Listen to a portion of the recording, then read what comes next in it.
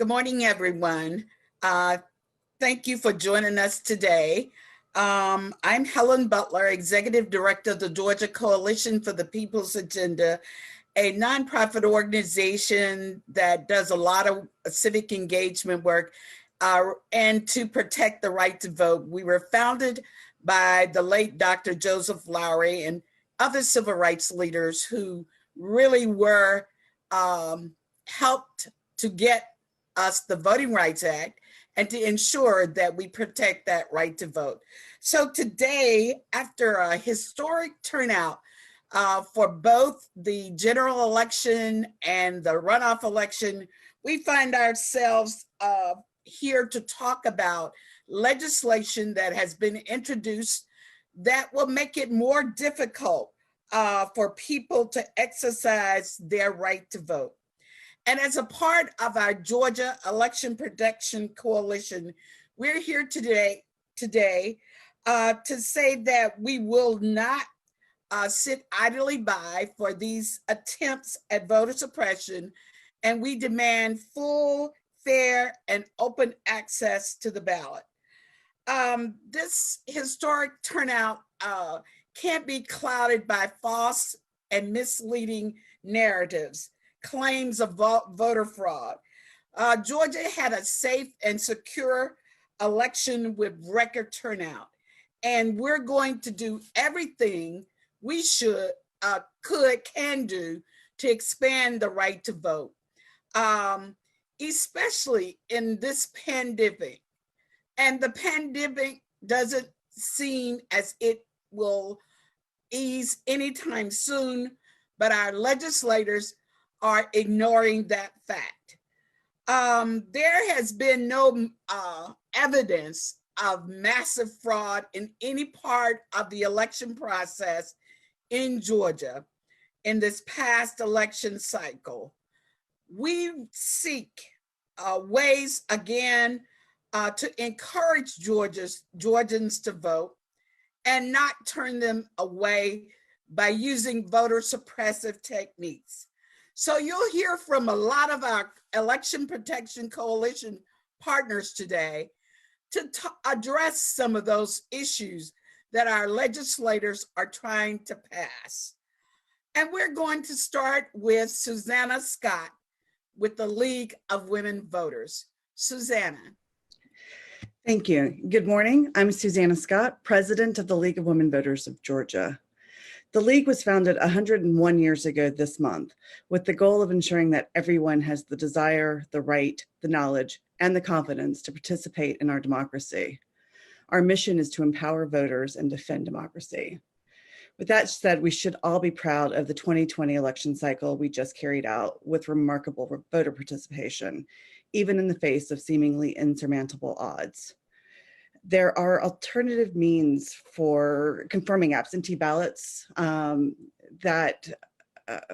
applications and ballots that have been submitted by the voter, including the existing signature match process, issuing a unique code for each voter to, identification on absentee ballot applications and when returning ballots, requiring voters to provide their state ID number on absentee ballot applications and when returning their absentee ballots, or by adopting a permanent absentee ballot list where a voter provides their ID number once in order to be placed on the permanent absentee ballot list.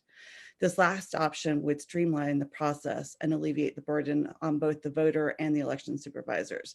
And so looking at how we can improve the process, we think these suggestions would really help empower voters to continue to participate in the voting system rather than hindering their access to the polls. And I'd like to turn it over to Jerry Gonzalez with GALEO. Good morning. My name is Jerry Gonzalez, CEO of GALEO. A pleasure to be with you all today. GALEO was founded to promote civic engagement and leadership development of the Latino community in the state of Georgia in 2003. I'm here to say, a lot of what's being proposed is being proposed based on conspiracy theories and lies. We shouldn't make policy changes based on falsehoods or false narratives around what happened in the last election cycle. And elected officials need to stop perpetuating those lies and false narratives associated with the election. Policies shouldn't change based on those lies, and we should move forward with good policy that expands access rather than diminishes access. Copying photo IDs multiple times during an election cycle is going to be an unreasonable and unnecessary burden to many, many voters, in particular to minority community voters, the elderly, as well as the poor. It's necessary to ensure many of these folks do not have computers at home with printers and paper and toner. And that's an added burden and an added expense that people really shouldn't have to do in order for them to exercise their right to vote. In a single election cycle, these voters may need to make copies of their ID several, at least like 10 times. We have a primary runoffs. We have a general election runoffs. So it's really unnecessary for voters to be doing those things associated with exercising their right to vote. And again, this would disproportionately impact minority voters, the elderly, and the poor. That's not necessarily making it more secure. That's discouraging people from exercising their right to vote. And we need to call out the false conspiracy theories around this and not make policy based on some of that. So next, I'll pass it to Anna. Hi, y'all. I'm Anna Dennis from Common Cause Georgia. I'm the executive director, and thank you, Jerry. Common Cause is a pro-democracy organization that's been based in Georgia for over 30 years, who's been working on voter protection and transparency in our government. With that being said, SB 29 isn't just a solution in a search of a problem. It's a thinly disguised effort to create huge barriers to the voting for those who rely on Georgia's absentee ballot system. Let's put this bill in context. This past November, we heard a flood of inflammatory claims made by some who didn't like the outcome of the presidential election. More than 60 lawsuits later, we're still dealing with the fallout of those unsubstantial claims, as some legislators are pushing bills that solve the problem that don't exist. Our Secretary of State, Raffensperger's office, went to great lengths to demonstrate integrity in our elections in November. One of the audits he authorized was an explanation of absentee ballots voted in Cobb County. The audit found exactly 0 instances of improper voting. Now, even though there are no problems, some legislators are proposing a solution requiring those to send copies of their photo ID along with their ballot applications and voted ballots. This bill would undermine the absentee ballot voting system created by then Governor Sonny Perdue, a Republican-led legislator, back in 2005. That system has been working well for voters in both parties for 15 years. But because the system has been questioned by people who are unhappy with the results of the 2020 presidential election, the sponsors of SB 29 want to create obstacles that will discourage us for use in the future. How is this likely to impact voters in Georgia? How will this impact older voters? Many people have been giving up their driving vote by mail instead of in person. Nationally, almost 1 in 5 voters are over 65, and they do not have a driver's license or similar identification. How is this likely to impact voters who don't have access to copying devices? As Jerry said, many Georgians will be impacted by this because we don't have access to scanners or printers. So this creates a disparate impact. How much will it cost to upgrade the state absentee ballot request portal to include uploading images, ID images? It'll cost us a lot.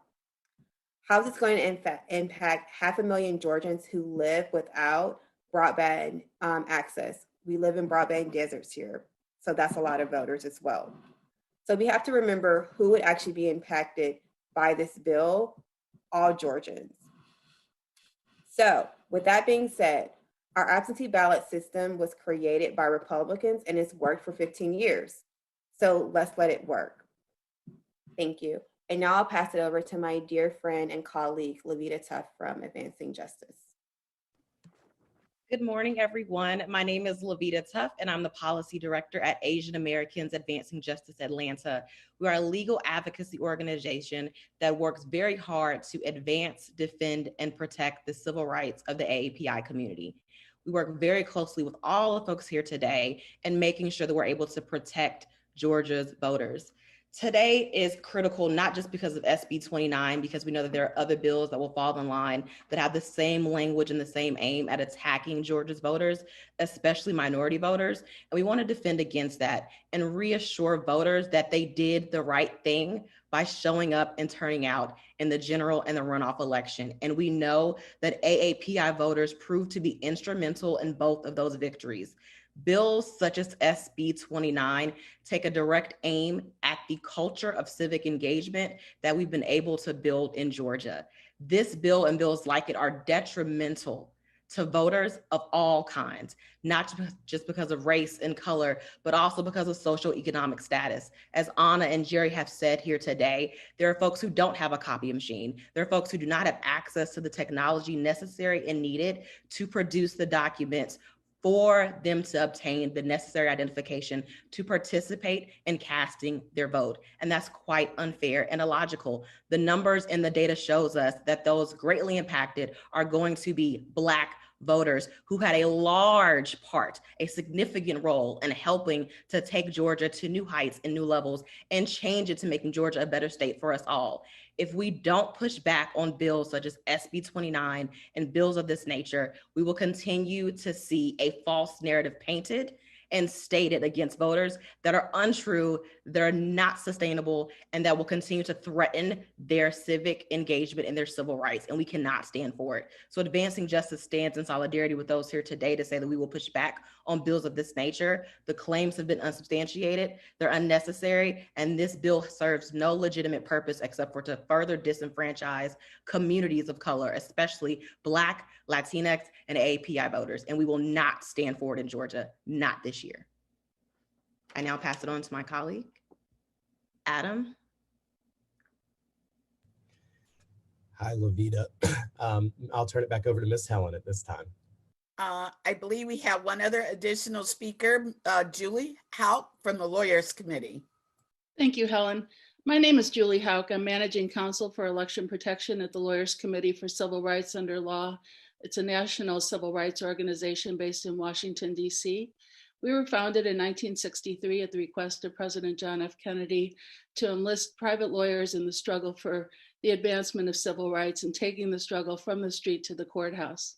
Since that time, Lawyers Committee has been on the forefront of voting rights enforcement and voting rights expansion to ensure that every eligible voter has access to the ballot.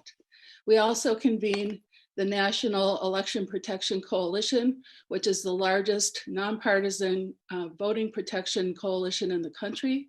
We work with our partners at the state level, including in Georgia, where we help convene the Georgia Election Protection Coalition, which is part of what the organizations are participating in this press conference this morning.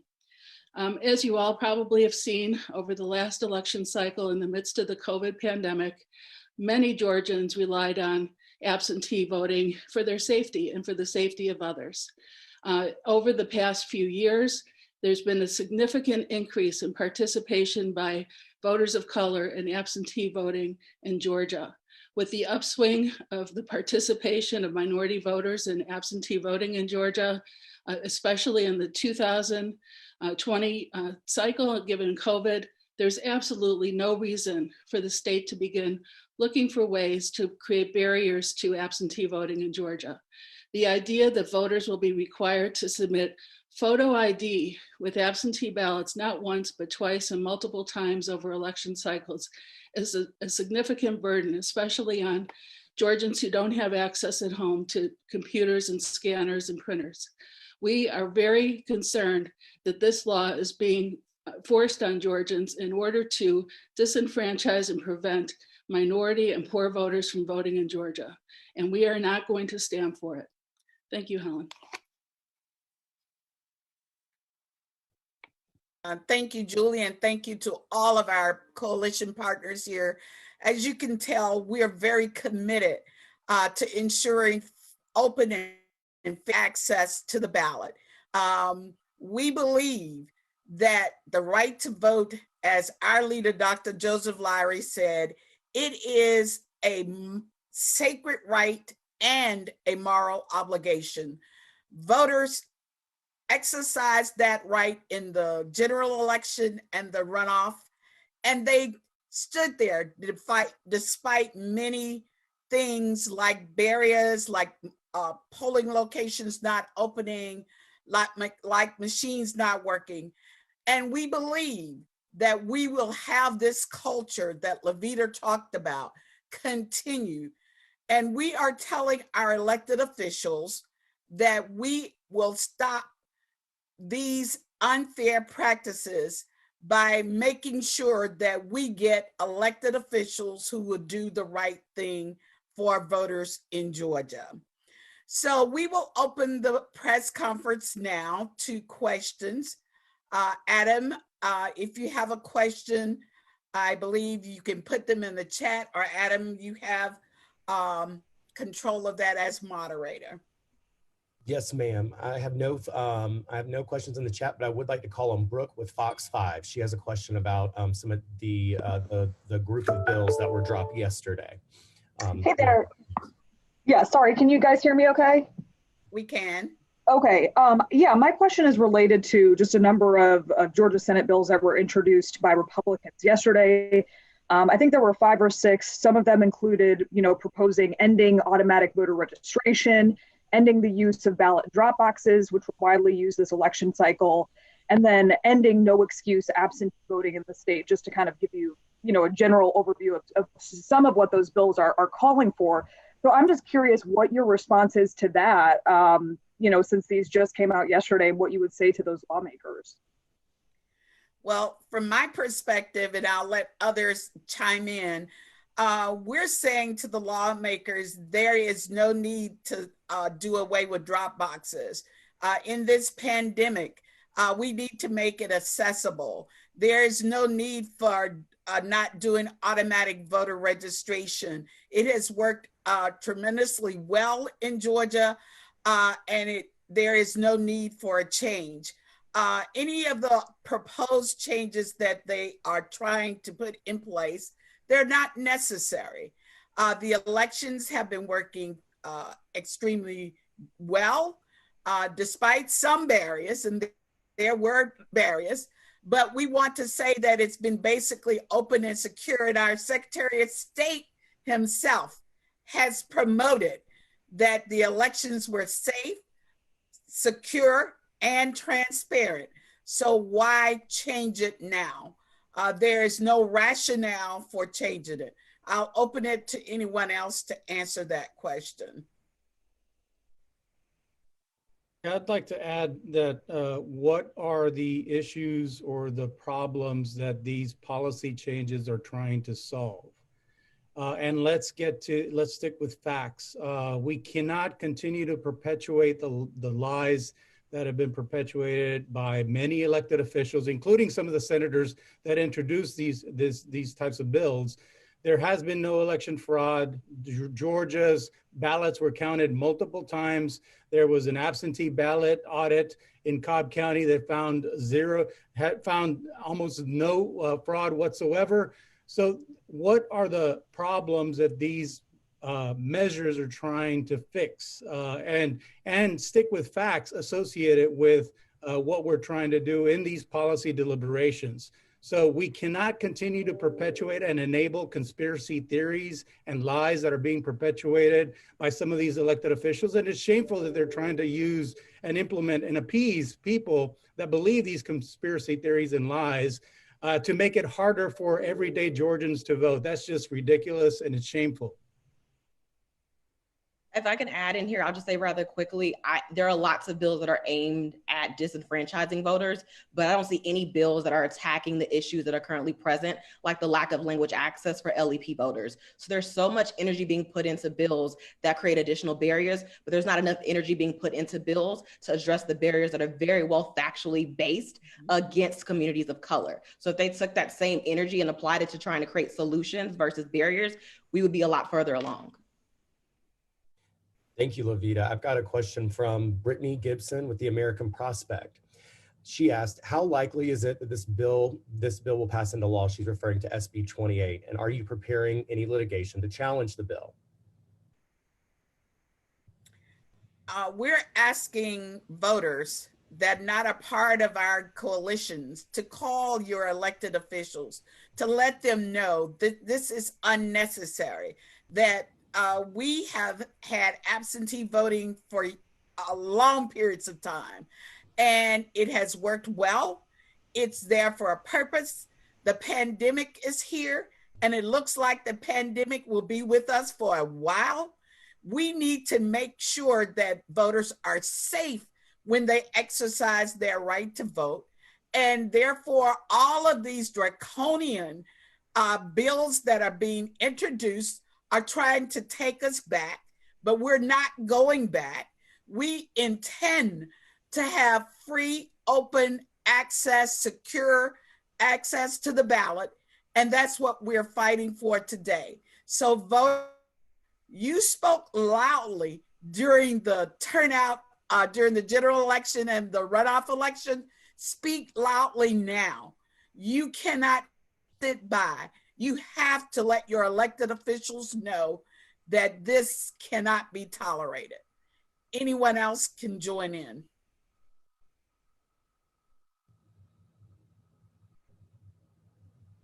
I'd just like to. Go ahead, Susanna. I just want to reiterate Helen's point.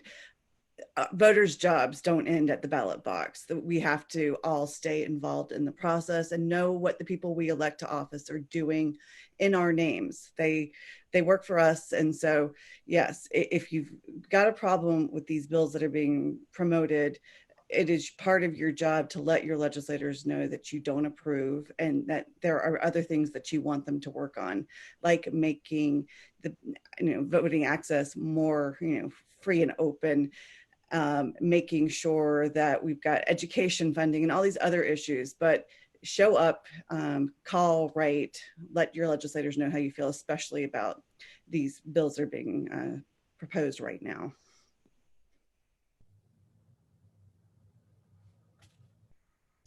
Thank you, Susanna. At this time, do we have any more questions from the media? If so, please drop them in the chat. Our speakers would love to address any questions you may have. I also appreciate the question from Phyllis, just about what can people do who are not affiliated with these groups or just concerned citizens can do. So we're happy. Oh, we got another question. Do we have a list of all the bills we should have people calling about? So we're talking about, sorry, go ahead, Ms. Helen.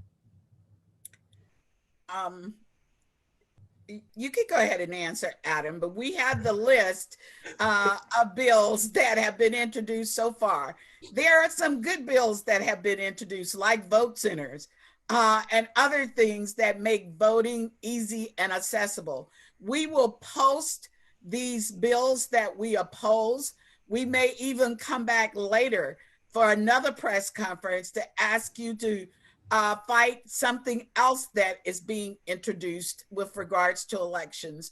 But we're going to have a listing of the bills on our Go Vote Georgia website so that you can get that, know what they are, and you can help respond to your elected officials, like the drop boxes, like the no excuse, like automatic voter registration being done away with, trying to make that being done away with, like putting barriers to absentee voting. So these are popular means, just like early voting is a popular means of voting.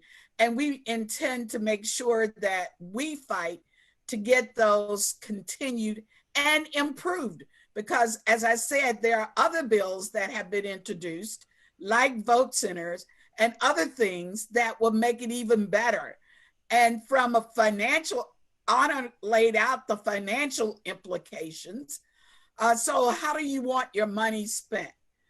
So we want you to look at those bills that will be posted and contact your legislators. And Miss Helen, our awesome comms firm is already, they said they'll have the good bills and the bad bills on our social media today. And we encourage everybody to like, share, post, spread the word.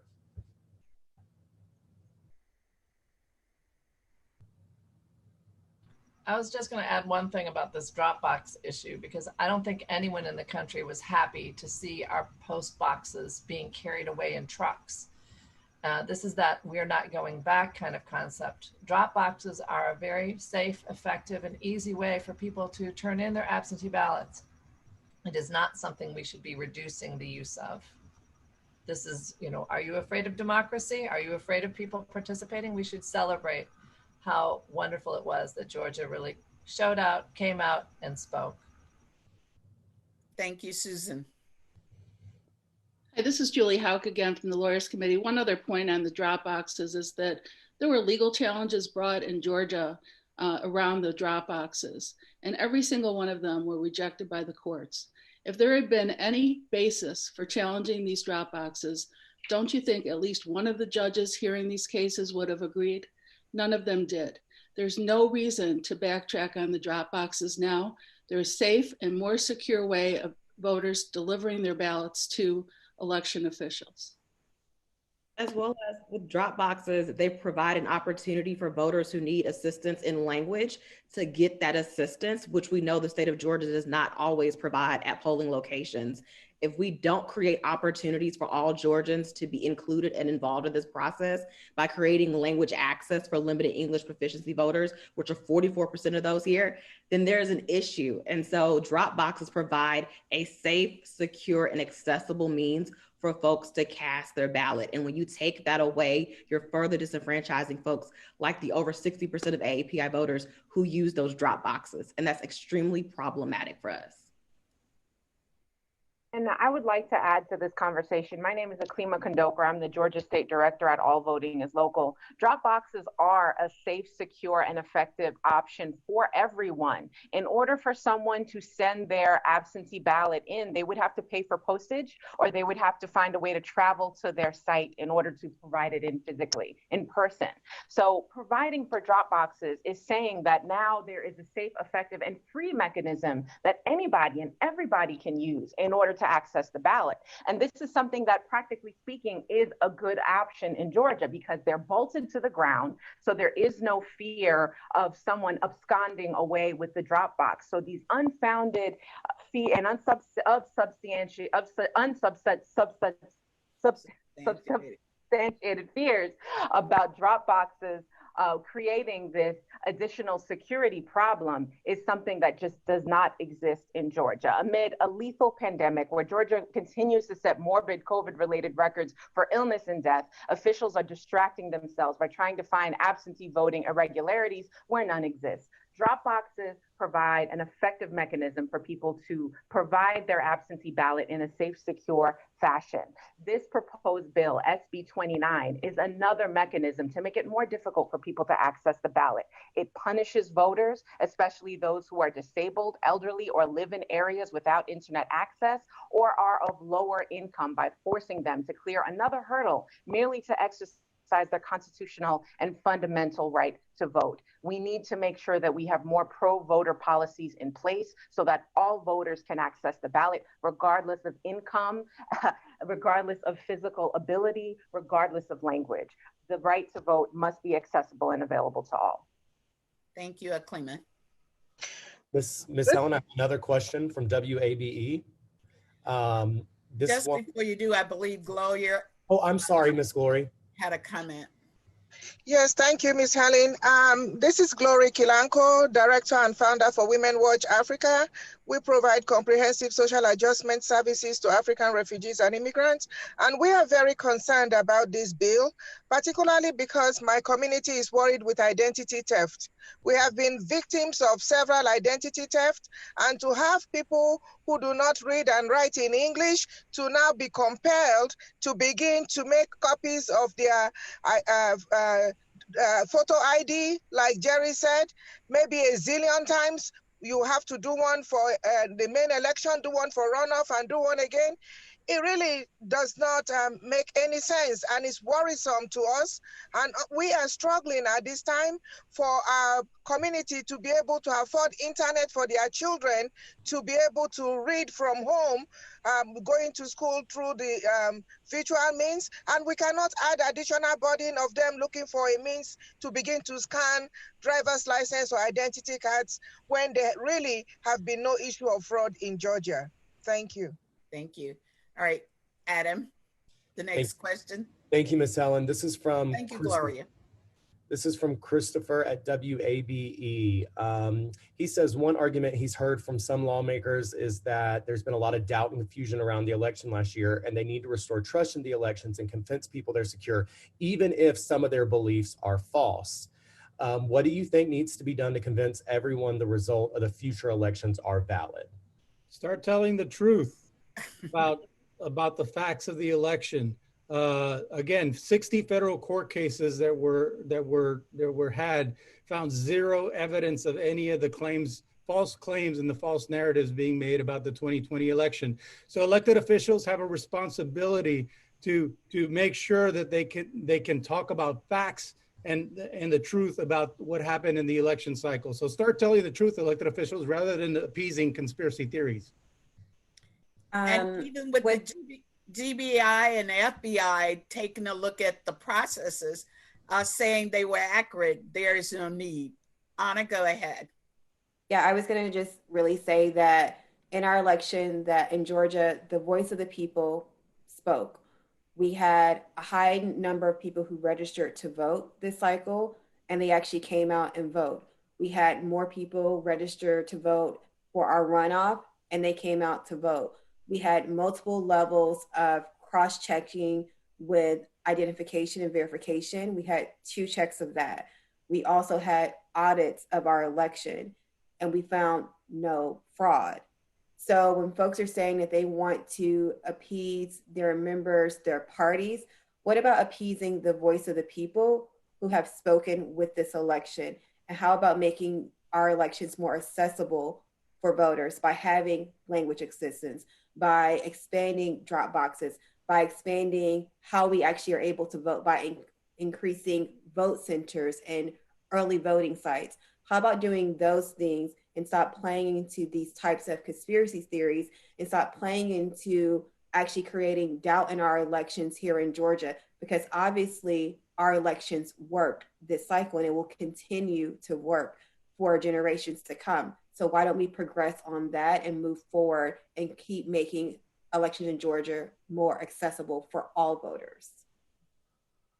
I would also like to add here, they want to know how to gain the trust of the communities, like Jerry said, to be honest, but also to show up year-round and have a year-round investment in our community, showing up authentically versus just around election time. Our communities want to know that you care. We want to know that you see us, that you hear our voices, and that you understand our concerns. And some of our concerns are centered around that language access piece. So when you ignore us, you ignore an opportunity to authentically show up and gain our support. And what our data shows us is that AAPI voters are the highest percentage of voters who do not have any political affiliation that goes mainstream skewing Republican or Democrat. So what that says to us is there's an opportunity to talk to people about the concerns that people have regardless of party. So if you want to gain our trust and you want us to believe and invest in you, then you should also believe and invest in us with honesty and stop with the antics, with the conspiracy theories. Great. Again, I was just going to say, are they afraid? What are they afraid of? I mean, are they afraid of democracy? We don't really want to go back to a place where fewer people are voting, and their concern about the election is not clear what their insecurity is about the election, has been stated. All of the real issues have been dealt with. All right. There any other questions, Adams? No more questions. I believe Ms. Phyllis with George One has her hand up. Okay, Phyllis. Hello, everyone. This is Phyllis Richardson, Governmental Affairs Director with Georgia One. I just want to add to what a lot of people on the panel have said. One of the issues also about copying your ID and sending it in with your ballot is you have almost all of your information there, And in some cases, you have your last four numbers of your social security, which can increase issues of credit issue problems. We always want to believe that everybody is trustworthy, but there's always that one person who is not. And so in addition to that, it's amazing to me how vote by mail was fine when it was benefiting the other side, but now that they feel is benefiting Democrats, it's a problem. And so it can't be good then and not good now. And so I think we just need to continue to push and fight for our rights. And I just want to thank everybody on this panel. Thank you. I believe if we don't have any other questions, do we, Adam? No, ma'am. Any other media? No, ma'am. You were good. All right. We thank everyone for participating. We thank all of our panels. We thank all panelists. We thank all of our speakers. As you can tell, we're all very committed to ensuring that we have the right to vote, it's protected, and that everyone can exercise that right without barriers. And we want our elected officials to know that we're speaking on behalf of voters that want to make sure they exercise their right to vote as they did in the general election. So thank you all for participating. We're going to continue this fight, and we want to make sure that you know, again, to visit our govotega.org website, where you can get information about all of these draconian type pieces of legislation, that you can have the full information about what they're trying to do, as well as some of the good legislation. And call, write, email, go visit, let them see you in person. At safe distance now, by the way, because we want you to be safe in this pandemic. But let them know that you don't support this type of legislation. There are too many other problems that people need solved. And these are problems that there are no problems to solve with this election legislation. So thank you very much. And thank you all for participating. Thank you, Ms. Helen. Thanks, everyone. Appreciate you all joining us. We will have a press release out later today. Share it. We appreciate your support.